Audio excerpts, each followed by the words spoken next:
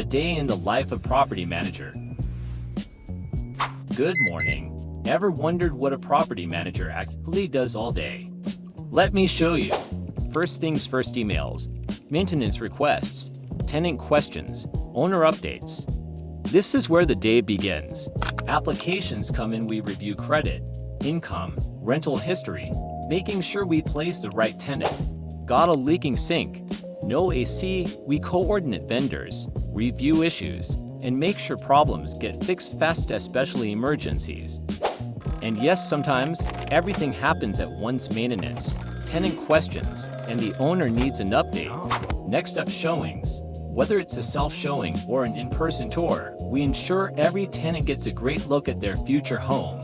We inspect properties to ensure everything's in top shape, from appliances to overall condition, keeping things smooth for tenants and owners. That's a day in the life of a property manager. Busy, unpredictable, but worth it, creating homes and keeping things running smoothly. Thank you.